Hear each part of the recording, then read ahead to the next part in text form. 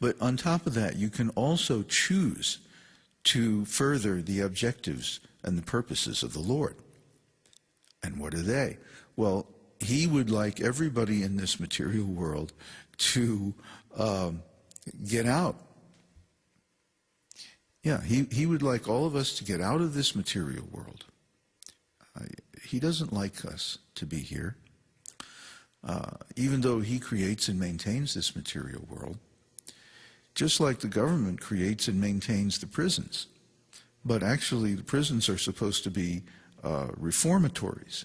They are supposed to, they're called corrections, right? They're supposed to correct the character of the people that are incarcerated.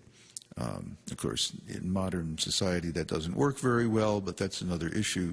The point is, this material world is like a prison house.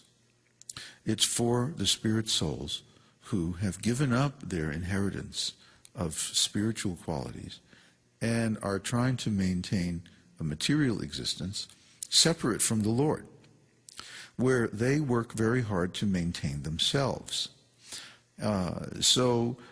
This system, which is basically selfish, this material system of existence, is sucking up the energy of the living being, and he's getting nothing out of it except the necessity of participating in the round of birth and death within the material universe. He's getting no benefit except maybe the satisfaction of his pride. That's about it. But this is false pride, because actually this tendency to remain separate from the Supreme is suicidal. It's self-defeating, because you can't beat City Hall. You cannot go into competition with the Lord and succeed. The story of Satan in the Bible, it's like that. You're doomed. But the Lord is so kind that he gives us conditioned souls a place to live, and maintains us, and so many things that he does for us. Why? Because he is our eternal friend.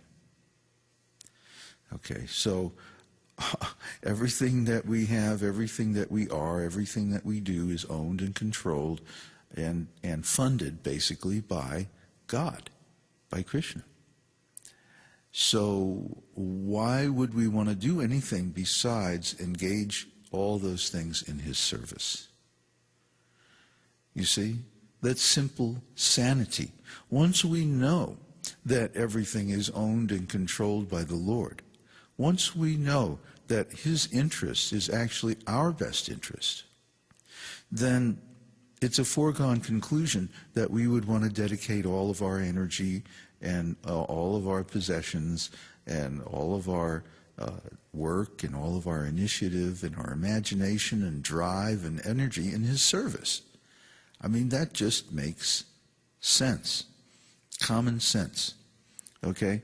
For example, if I woke up one morning and realized that actually everything that I have, everything that I enjoy, and everything that I do was actually owned and controlled by my father, let's say, then wouldn't that deepen my appreciation and love for my father who's given me so many things?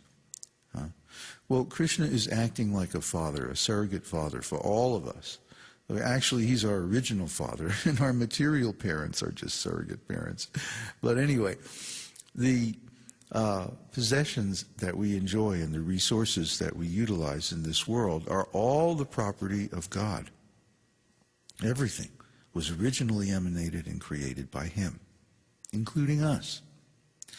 So the natural conclusion from that is we must engage it in his service.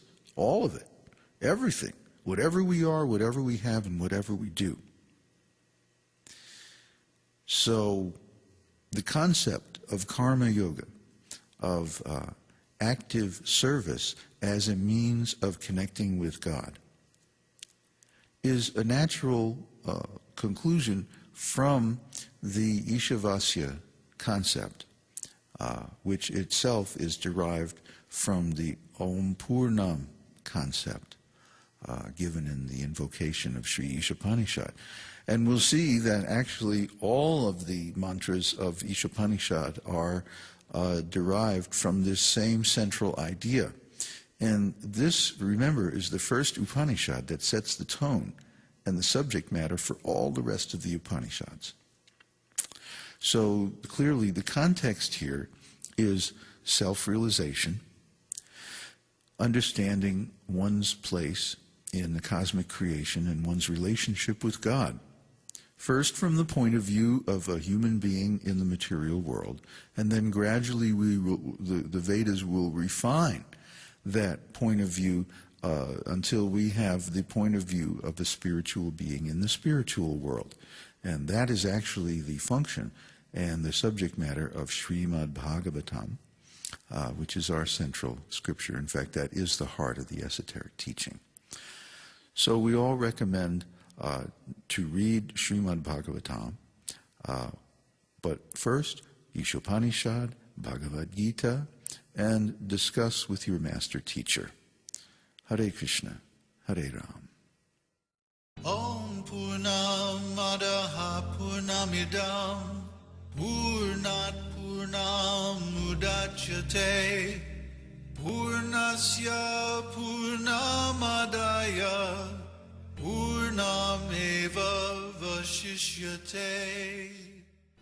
We hope you've enjoyed this edition of Your Perfect Body. This is David Hughes, your host, reminding you to visit us on the web at esotericteaching.org. Your feedback is important to us. For questions, comments, or to join our mailing list, email yourperfectbody@esotericteaching.org.